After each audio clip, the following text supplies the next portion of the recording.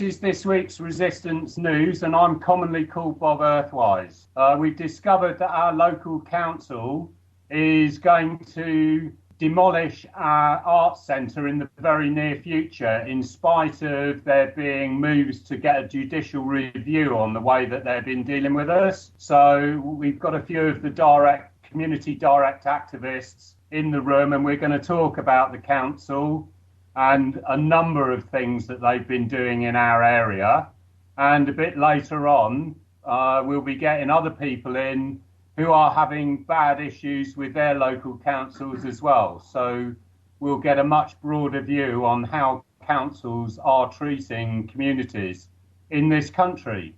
So I'd just like to introduce the people in the room with me now. I have Chris, who you may remember we had a chat with when we were at the Cellar Bar. And I also have Mandy, and she was pretty much totally resident when we took back the art centre for the community. So do you want to say hi, guys? Hi Bob, hi everyone. Hi Bob, hi everyone. Okay, guys, perhaps if we just chat about what happened last week. I mean, I got a phone call from you, Mandy. Yes. And you were telling me that the demolition had moved into the BCCA, Boscombe Centre for Community and Arts, and we knew nothing about it. No, that's right. I had a phone call. I was here with Chris. I was helping him here decorate his new tattoo studio. We had a phone call to say that some large vehicles have been seen going onto the BCCA grounds. These phone calls had come from local community who live on Haverland Road. They phoned a lady, Catherine Edgar, and she phoned me. We had phone calls, so we went to the BCCA to see what was going on. And you were there with us as well, Chris? Yeah, we went there. We had a call to say there were some trucks and some demolition guys coming on, so that concerned us a lot. We don't want to lose this place. So we went and had a look. We didn't see any trucks at all, and we went and talked to one of the local residents outside, Catherine Edgar, and we bumped into one of the civil servants out there. That's right, yeah. It was Gary Platt, who's the Director of Property Services at Bournemouth Council and is therefore a public servant. He came round the corner of the building and could see Chris and I and another individual stood there. He did a double take and disappeared back into the grounds pretty rapidly, only to reappear through the garden of a set of empty flats that had been empty for 5 years, and proceeded to jump in his car whilst on the phone. Perhaps you can talk to us about that, Chris. Yeah, he went to his car. We asked if he'd like to answer some questions, and he said no and got in his car. And well, he drove off whilst on his phone, and then realised and put it down and drove off a bit more. But yeah, and then the police arrived, and evidently he went to the Regeneration Centre in Boscombe, which is another joke organisation sorted out by the council, and reported that myself, Bob Earthwise, and another individual who spoke in court were stood outside the building, and the police needed to attend in case we were going to take it back for the community again. And a lovely police lady arrived on her push bike, which showed how worried they were about it, and had a little chat with Chris and Mandy and Catherine, and perhaps they'll tell us a little bit about what her feelings were towards it. Well, the police lady in attendance was actually quite understanding and very supportive of the community's feelings about the building. She just needed to come and check that we weren't going to go and take the building back, as Bob says, but we were just, our interests are in the building. That building's been taken from the community, it was given to the community, that's why we were there. We're doing what the council should have been doing. Okay, well, she made a few notes, but she was only there for about 5 minutes and she didn't want to speak to me at all. So generally, we are well supported, whether it be the police, the fire service, ambulance, the hospital staff, or even the court staff. We're all supporting our action with the BCCA. And generally, the vast majority of people in this area want it reopened because it is an amazing community asset. When, as we heard last time, there's over 20 really large rooms, a theatre, all the dressing rooms, prop stores, galleries, everything. And they are hell-bent on demolishing it. It was the demolition people that came to do a recce in order that they can place all their site vehicles, know how to get their vehicles in, know where to put their site offices while they do the demolition. And at the moment, some of the community are trying to seek a judicial review because our council has refused to list the property as a community asset on the grounds that it hasn't been used for 5 years. As far as I know, we're one of the very few areas in the country where the local council deems it out of time if it's unused for more than 2 years. The vast majority of councils, 5 years is the limit, but they know that they would lose this, and as a community, we would probably easily raise the funds to be able to buy it back out of the council, and they would have no control in it. And in our area, for some reason, they seem to think that anything that's creative is really bad.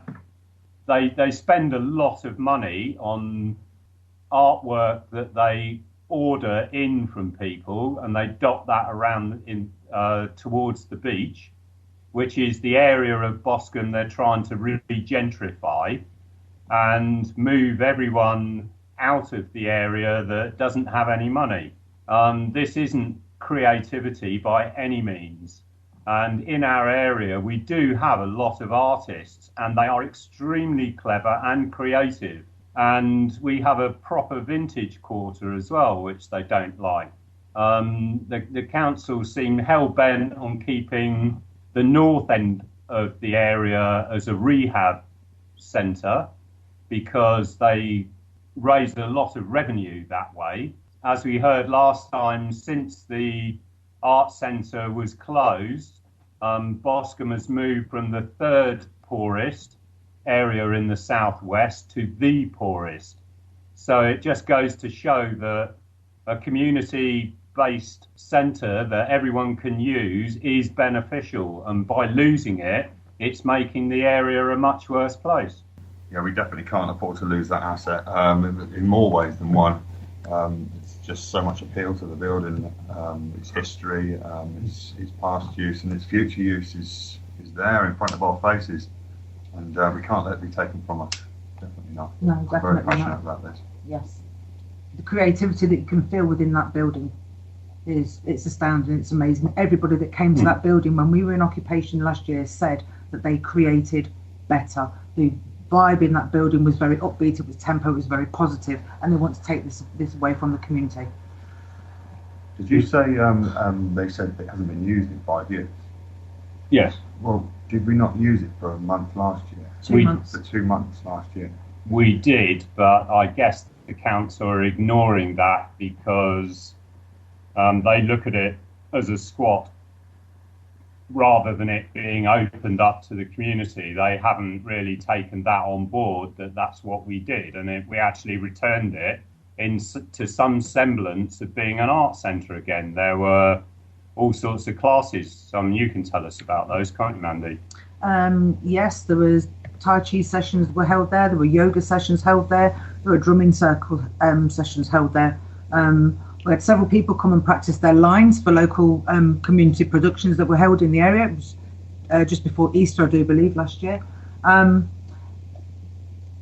People came and practiced all kinds of things there. People came and painted, They created. We had several artists that would come, and they would probably paint through the night. They had space that they can't usually paint in because maybe they live in one of these small little bedsits that's crammed in around the area. But they had space and they could create, and it wasn't just having the space, it was having the freedom to express themselves. And that's what a community centre is all about. Yeah, art can heal. Art can heal. Art can heal. Yes. No, it was a totally amazing atmosphere. The whole 8 weeks that we had it, and the building itself really appreciated us being there. You could feel it. It just got warmer and warmer, even though there was no heating. The building, I mean, obviously the bodies that were in there had something to do with it, but the energy just felt warmer and warmer. You know, it was enjoying being used again. Yes. Yeah. The creativity flows, but that's what the building was there for. It was what it was built for in the first place. And if that's what if you go back to the basis of why it was there, it was given to the people of Boscombe for a place of learning and education for them and for future generations, as a place of creativity. One of the founding stones was laid by Percy Florence Shelley. He's the son of Mary Shelley, who wrote Frankenstein, and Percy Bysshe Shelley, you know, the famous archaic author that nobody likes. And why is it they didn't like them? I know, because they were rebels. They weren't rebels, they were true people, just like us, who wanted to help and help others lead the way. So, you know, the whole family, the whole Shelley family here is just discounted. It's been ripped to shreds and it's been hidden. Why? Because they stood up against people like the council, like we're doing today. That's why we need to fight for this building. This building was put there for the people. We need to fight for this building and keep it. Give it back to the people for the creativity. We need to create. That's right. And the Shelleys knew full well that authorities like councils would be underhand and do exactly what they're doing now. So put a covenant on the building that it was for the children and working class of the area in perpetuity, to be used for education. You know, in perpetuity means forever. You know, and it's not down to the council. They're just supposed to be looking after it for us. In actual fact, they're being self-serving and want to bulldoze it and build 11 affordable homes after knocking down 2 flats as well. So it's only 9 really. And they will be for sale. You won't be able to buy the land, but you'll be able to buy the building, which is, you know, ridiculous. And the council are setting themselves up as a mortgage company in order to provide the money for people to get these houses. You know, that it is very, very backhanded, all of it. And it needs exposing big time. It really, really does. I've never known a council be like this one. But having said that, I'm finding out that there's not a lot of difference between any of them. They're all doing it everywhere, getting rid of assets, community assets, lining their own pockets. It's like a factory. Expecting everyone else to sit at home and watch television. It's like a factory going bankrupt. They send someone in, they sell off all the assets. I think they might be going bankrupt. But it's not theirs to sell in the first place. It was given to the people. So the covenant that was written all those years ago meant nothing. I'm sure the gentlemen that wrote the covenant in the first place and actually put their money, put their hands in their pockets to provide this place for the people, they will be spinning in their graves, all of them, because it's not what it was intended for. It wasn't intended to line the pockets of people. It was there to enrich the lives of people. Exactly. And, you know, councils are not working in our best interest. They're working in their own best interest, them and their corporation buddies, who seem to get all these contracts, whether it be demolition or building, even the way properties are rented.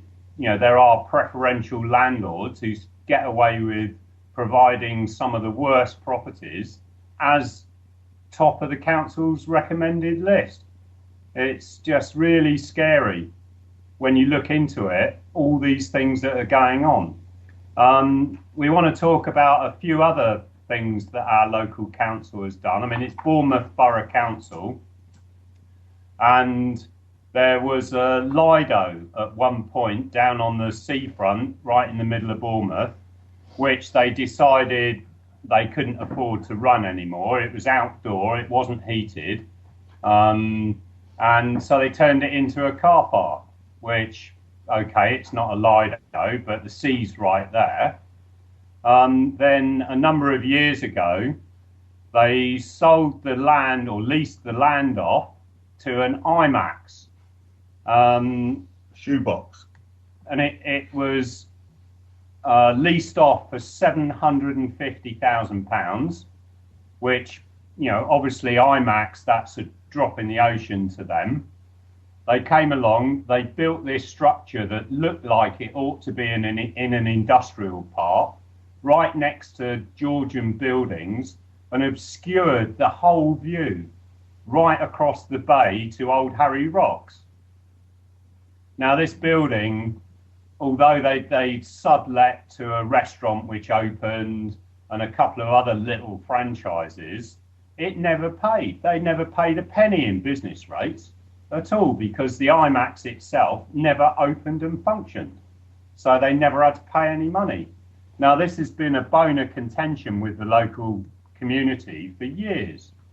And the council are now patting themselves on the back because they bought the building back for a huge 7.5 million, which came out of all our pockets. And IMAX are laughing. It cost them 750,000. They never paid anything in tax, and they've now got 7.5 million for not doing anything apart from putting up an industrial unit right on our seafront. And that's just one story. I mean, Chris, you might want to tell us about another joke just down the road. I moved here for the surf. Hearing there was going to be a surf reef, and it's just pathetic. It's a total failure right from the start, this surf reef. And you've only got to come down here. You see the reef one side of the pier, and you see all the surfers the other side of the pier. It doesn't work. They allege it's been damaged, and that's why it's not working, but it never has worked. And now they want us to pay for it to be taken away. It's just ridiculous. It just seems like jobs for the boys all the time. They're just creating jobs for people, for their builder mates. And what was the cost of that?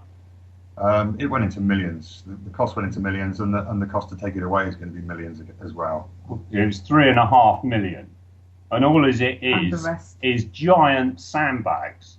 That's all it is. And we had a bit of a storm, and the whole thing got wrecked. The sandbags got displaced, and they declared the reef dangerous. And I do have a photograph somewhere, which I'll try and dig out, with a sign on the beach saying the reef is out of order, do not use. I've got some too. Yeah, I've got some too. And now the company who built it, ASR, they've gone bump, so they can't be found. But if they'd have just looked at their track record, every single ASR, this is the surf reef company, every single ASR reef that's been built in the world has failed. They didn't do their research, or they didn't give a. Well, they're a New Zealand company, aren't they? And of course, there was a huge number of the council all managed to go out to New Zealand for several weeks to have a look at all these other reefs. So that was another little jolly. And guess who paid for that? Thank you very much. And, they're just giving the rest of us a hard time. We can't even have an art centre. It's just unbelievable what this council is doing. It really is. And it's got to change. It just so has to change. I mean, we do, fortunately, have quite an active community in terms of trying to get this change to happen. And, there's all sorts of things that we have been doing. Chris and I, and Mandy too, we've been out and done free hugs. And that's quite good fun, and that breaks the ice with a lot of people. And once that's happened, you can start talking to them about other things that will make a difference. And that works really well. We also went out and did a Great Bankers giveaway, where we printed our own £20 notes on one side and a bunch of information about what money is on the other side, and all stood there in suits and in the banking ties in the middle of the precinct in Boscombe, where at the end where the banks are, and we're just handing out these £20 notes. And we've got videos of that. What we'll do is we'll try and put up a couple of free hug video links and the Great Bankers giveaway video links. So if anyone wants to have a look, they're more than welcome, and you can go and do it wherever you live as well. It's a brilliant thing to do, and it really does plant seeds, and that's the key thing. You're not trying to get people to change there and then, talking to them. You're just planting the seeds, and something will trigger that germination in the not too distant future. Yeah. So yeah, we are lucky. We do have a number of people that do like to do things in the community. I mean, I prefer trying to use some sort of theatre as a direct action because it's not confrontational. But there are all sorts of other groups. We've got our local UK Uncut. We've got, obviously, we had the Occupy, and you know that there is 4 places of occupation, 5 places. No, all in all, including St Paul's, when we had a tent on the ground at St Paul's, we occupied 13 different sites here in Bournemouth and Boscombe. Wow, that's amazing. And I mean, you're involved with a few other groups, aren't you? Yes, I like to perform direct actions, to be honest. You know, I'm just fed up of what the government, what the local governing bodies are doing to the people. We're all born here. This is our planet. You know, I just think we have a right to live here and live a half decent life. And I just think it's time everybody stood up and said, no, hold on a minute. Why have I got to pay for your job? Why have I got to pay for your holidays? Why have I got to pay for your children's education? What about our children? Why not give us a chance? You know, the people that make it possible for you. And we all have rights. Come on. We all live here. No, and probably in Dorset, it will get very interesting in the not too distant future with all this fracking as well, because the licenses have already been issued for 3 areas around here. One is just outside Bournemouth. There's another one in the Purbex, and there's another one just north of Dorchester. Now, nobody has yet applied for planning permission to take up those licenses, but who asked anyone? You know, there was no public consultation whether we want our county fracked to bits, and we're expected to put up with it, you know, and we know that it is really damaging, and it's a fossil fuel as well. You know, it's not even as if it's something that's going to help us in the future. You know, the whole thing should be revolving around renewables. You know, that's the only way. Or Tesla's technology, so that we all get free energy. You know, it shouldn't be about using a finite fossil fuel, because it needs to be kept, because there are some things that you can only make with a fossil fuel that are really useful. And future generations are really going to be hacked off at us for them not being able to have those things. Anyway, it's probably good if we can go and have a bit of music now. So we'll see you after the break. Things, yes, lots and lots of different things. There's chat, there's music, diversity, an occasional argument, you know, for the warmongers. Oh, come on, Bob. If you want me to buy into your holier-than-thou position, you got to convince me you're right. Well, welcome back, folks. I hope you enjoyed the little music break. We did. We'll just do a quick recap on where we got to with our local council. The surf reef, which was destroyed in a storm and cost millions, where lots of the council officers and elected councillors managed to get a jolly all the way to New Zealand. And they've got to now spend millions of our money repairing it. If it's repairable, it probably isn't even. We mentioned the IMAX, which they leased the land out for $750,000 and had to buy the lease back for $7.5 million. And they're now knocking the building down, raising it. And they still haven't a clue on what they're going to do there. I assume the ideas that have been put forward so far that it will be open space rather than another monstrosity that blocks the view. We also have Shelley Manor, which is in Boscombe as well, which is where the Shelley family lived. And they built this manor with large grounds. The grounds are a park. The building and the grounds were given again to the community. The council have given the manor house to a medical developing company who have put doctors, surgery, dentists and a pharmacy into half of it. And a lot of this is private practice, I might add. It's not as public as a normal doctor's would be. And the deal that they struck with this company was that once the doctors was open, that they would refurbish the theatre and get that open for the public again. And then they would, the rest of the building, they were going to develop into really, really expensive flats. The cheapest one is 800,000. And the dearest one, I think, is 1.75 million. Yeah, they're all still empty. And they are, yeah, they're all still empty. And needless to say, the theatre is still in ruin. You guys might want to talk about that. I haven't actually got involved with that one myself. Well, they played a sneaky little one and saved the chairs from the IMAX and given them to the Shelley to the Shelley Theatre, and it all looks great on the surface. It's just a little bit of lip service, in my opinion. They don't intend giving much to the Shelley Theatre. It'll be up to the people to sort it out again. But yeah, people are getting involved and sorting it out. Yeah, they are. There was a group of volunteers putting all the seats together, and yeah, it's coming on, isn't it? Well, it's, is it? Well, there is some that's always the question. I mean, there's a huge amount of really decorative plaster work, carved plaster, that needs to be sorted, and that's a highly skilled job.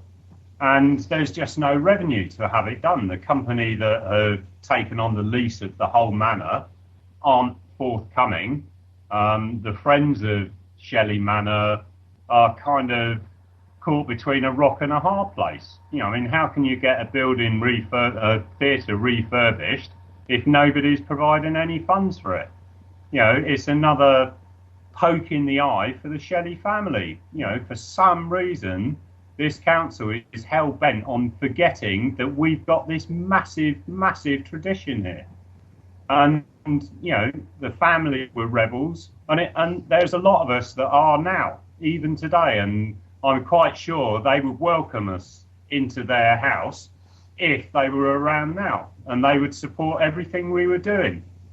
So, yeah, it is, really sickening that our council behaves like this. I mean, do either of you want to say anything more about the council? I mean, well, I'm just talking about, don't swear. About Shelley. I was going to say about Shelley that, you've only got to look at a few of his poems. The Mask of Anarchy, read that through. It tells of the struggles of other protests and violent struggles. So, yes, he was definitely a rebel, yeah, definitely. Can you remember the little bit of the poem, the bit about the lions? Rise like lions after slumber, in unvanquishable number.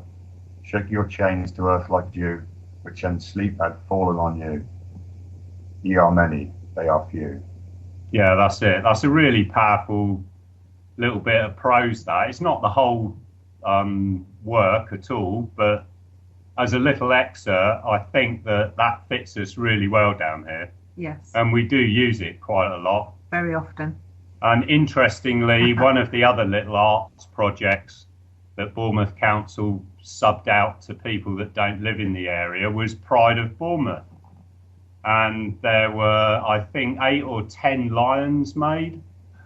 And, this poem, whenever I see these lions dotted about, and they often have them in shopping centres, do not sit on the lion, do not touch, it says.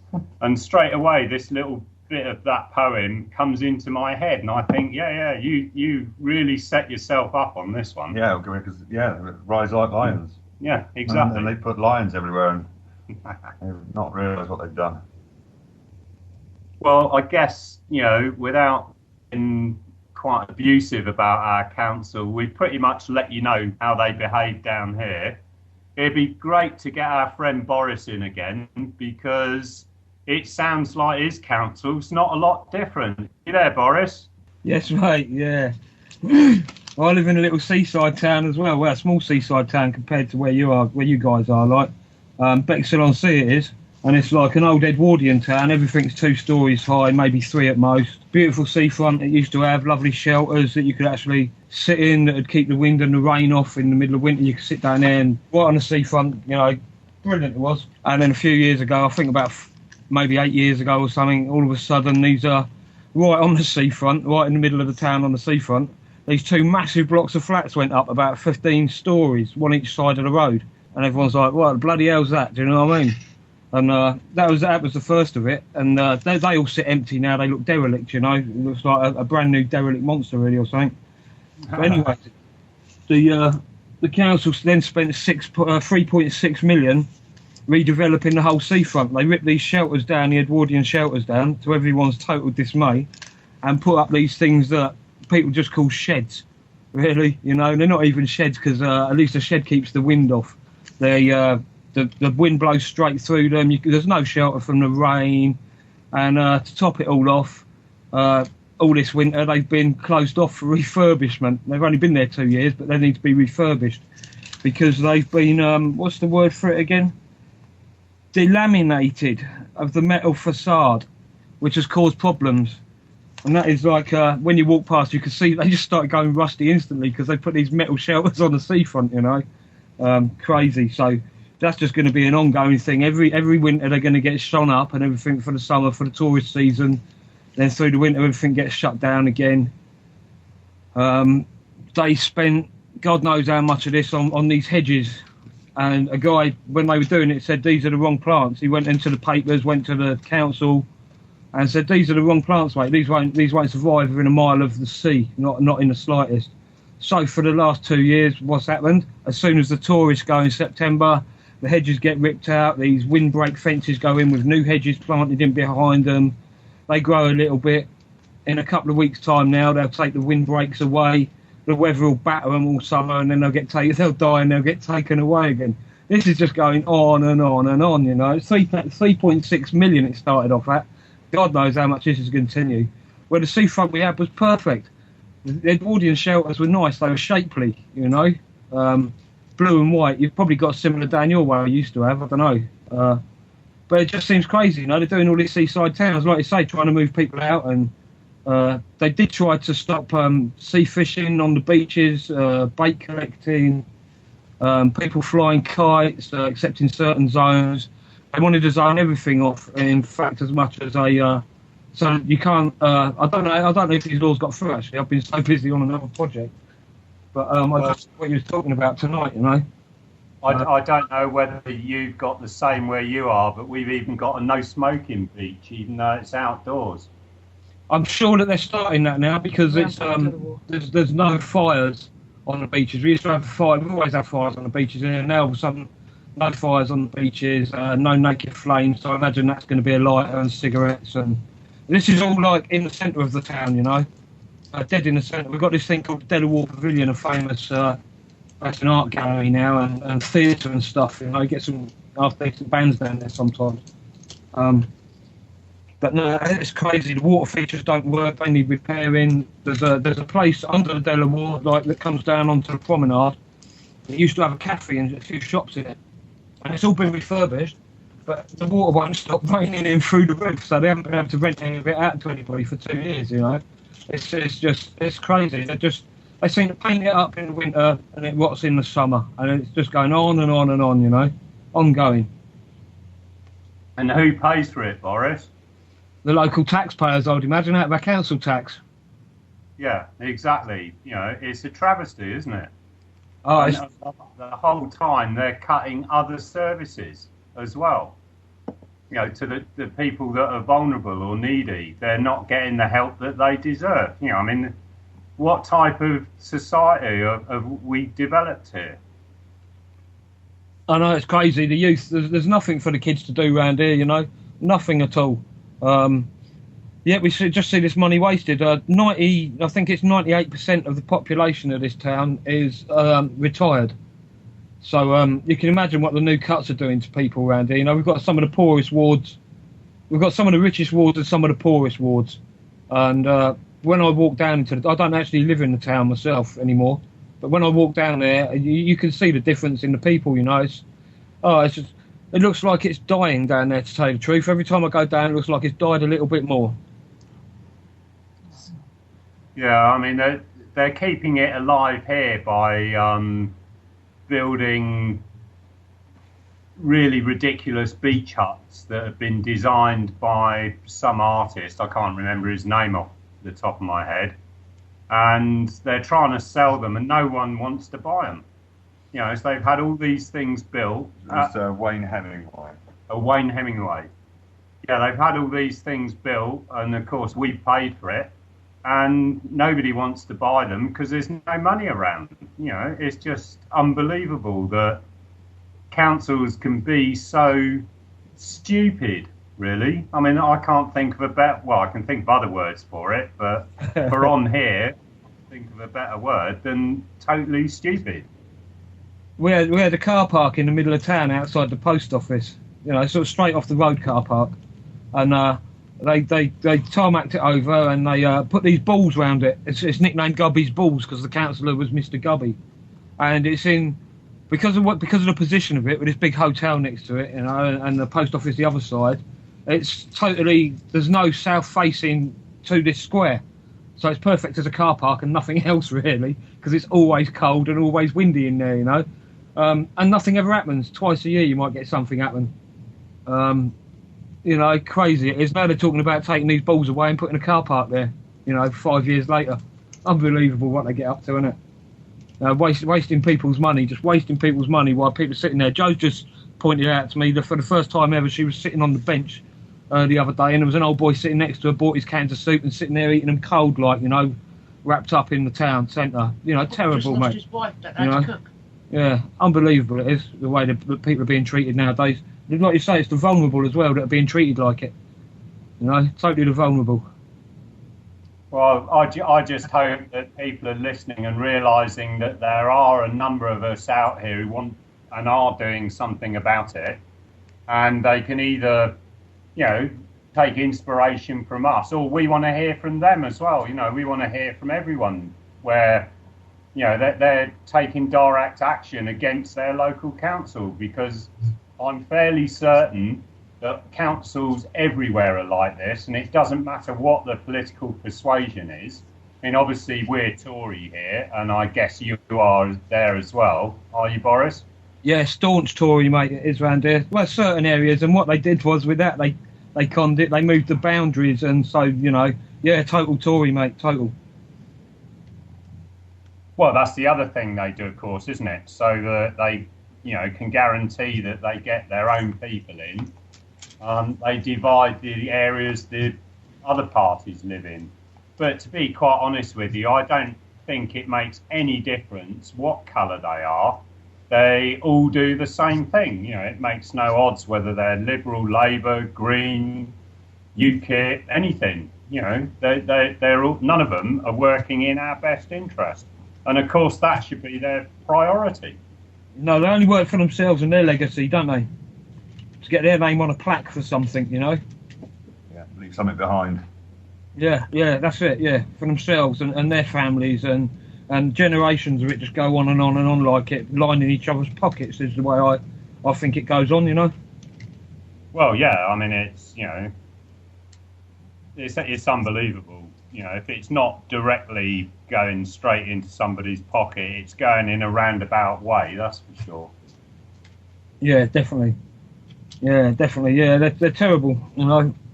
They're terrible. I mean, you know, between where you are and where I am, I suppose there's loads of stuff like this going on the south coast, you know. Regeneration, they're calling it, aren't they? That's a joke. That's one of the biggest jokes around here. They've spent millions and millions on regeneration in Boscombe, and all they've done is destroyed stuff. Oh, we've got a degeneration. Yeah, degeneration. That's it. Yeah, it's exactly what's happening. You know, crazy. Mind you, if it devolved a bit, it would be all right. You know, if it went back a little bit, like I say, if they put the old shelters back, designed they design these new seafront shelters I was talking about, like proper shelters, then no, you know, it'd be nice, wouldn't it? You know, do we just get used to stuff that we see? You know, but I don't know. I really don't know. I just know that it's all dodgy. You walk down there, and there's all these new rules, all these new laws on the seafronts. You know, the dog walking zone gets bigger and bigger and bigger every year. They stop you walking in the parks and all that now as well. It's just mental. Well, look, Boris, we got a little bit under 10 minutes to run, and you got a bit more Hastings Road news, don't you? Yeah, I can tell you a bit about the road news. Yeah, there's Operation Disclosure. Operation Disclosure. They went up to London last week. A few people went up to London on Monday, handed in a piece of wood. It's a nice piece of wood, I must say. It was cut from a tree. Inscribed in the piece of wood, it says, unless the Department for Transport's redacted recommendations regarding the Bexhil Hastings Link Road are released by the 5th of April, we the people will return to peacefully release this information ourselves. They delivered it. It took a bit of hassle getting in, but they managed to get it handed in, and that was that. But this Monday morning, it just so happens that the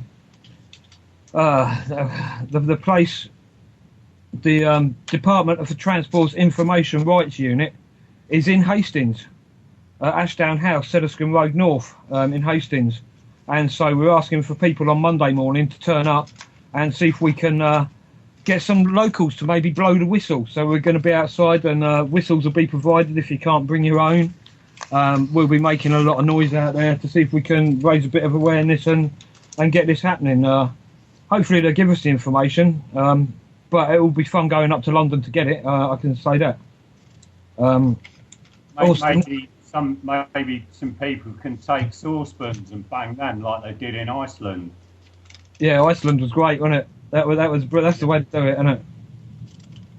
Absolutely, yeah. I mean, when there's critical mass of people, stuff changes. You know, it can't do anything but change, but it just needs enough people to get behind it. You know, because there are many of us, and there's hardly any of them, as Shelley wrote in his little poem. We are many and they are few. Well, I've got to say, what happened in Iceland changed my perspective on things, because up until then I was a let's throw petrol bombs and destroy the system anarchist, but now I can see that there's a different way of doing it without destroying anything and hurting anybody, you know. It's proven as well. It's even better. Well, yeah, I mean, if you can do anything without causing damage, it's got to be the way forward, doesn't it? Yeah, it saves having to rebuild it afterwards, doesn't it? Well, the council never would they? No, just keep pulling. They would, but they build it so that it doesn't function. Yeah. But no, yeah. So that's the next moves on the link road. I mean, I don't know about you. We're expecting a lot of snow Monday, so not sure there's going to be any work happening. What's been happening? They've just been chipping just been chipping down the stuff that's there. They've been pulling up the roots. Actually, they've been pulling up roots with diggers. And where they've been pulling them up, there's newts, and they know the newts are there. So they've got these ecologist people in that stand there, have a quick look beforehand. We've got videos of them online. They have a quick look beforehand with their hands in their pockets, have a look round, and then the digger pulls the root up a little bit, and they walk back over with their hands in the pockets, maybe poke a little bit, maybe call their mate over, have another poke about, and then the digger pulls the root right out, and they have a look underneath it, and then they walk away. Then that root's taken away, smashed up, and they go on to the next one and do the same again. We haven't actually seen them take anything from these roots. You know, we know they're there, they know they're there, or they wouldn't have the ecologists there looking for them. But it's unbelievable. Great crested newts, Boris. They are great crested newts, yes, Bob. We've got quite a population. Well, we had quite a big population in the area, and two of the places I know of that were urban populations have been totally wiped out. They've gone. This was one that we've videoed this week going, you know. And that's dodgy council stuff again, because the council have done it without the government's money. So at the moment they're doing it with local council taxpayers' money. And if the government don't release the money soon, then it's all just a waste of time, but and a total waste of about. Well, I know that the security itself's cost over £1 million now, so God knows how much everything else has cost for them to do so far, and it'll just be a waste, and they won't be able to put any of it back, and it'll just be sad, you know. Yes, these councils just do what they want, don't they? Just do what they want. Haven't you got a story about the dormice as well? Yeah, we've had a report, bit of hearsay, but you know, it's a report for somebody who lives the other side of the valley that the council, one department from East Sussex County Council had asked this lady to monitor a certain area of hedge for dormice. So she's been reporting, monitoring it and seeing the dormice and stuff. And the other week the council came in and ripped it out, and it's the wrong bit of hedge apparently. I've only heard about this in the last couple of days, but they've ripped the wrong bit of hedge out, and all the dormice have gone. Obviously, she's willing to put it in writing. She is willing to put it in writing, so we're just waiting to see what happens from that now. You know, they're getting hammered on loads of ways. You know, they're going so quick, no licences, hammer and tongue, getting things wrong. I mean, how can they replace that? You know, there's no way they can replace it. You could plant a new one and stuff, but you know, it's never going to fit in with the old ones, is it? No, it never will. Well, not for 1,000 years, anyway. Haven't you got a bit more news on your favourite High Court enforcers as well? I have, yeah. Our favourite High Court enforcer who likes to stop people walking down footpaths, and since this has started leaking out to people, we've had a lot of people telling us that they were walking down and just told they couldn't. He's been questioned under caution for assault on myself and another person, a friend of mine, 2 separate days, 2 separate occasions. It's a case of the police working for us, you know, working with us, doing their job properly. You know, they can't bully us off the path. You know, it's unbelievable. But a guy yesterday I was talking to, Ricky Rat, actually, you might speak to him on the show next week, hopefully about BMX and stuff. But yeah, unbelievable. Yeah, he's been under caution. We're waiting to see what happens next. They said my evidence was great. The video, they managed to definitely identify him from the video, and hopefully there'll be a prosecution.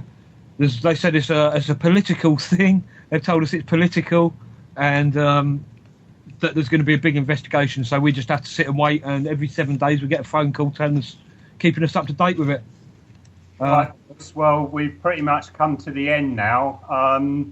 If you can keep us up to date with all the stuff that's going on your end of the South Coast, and obviously all the bits of video you've mentioned, if you can send me some links, we'll get those all linked up on our Facebook pages and drag them into our YouTube page.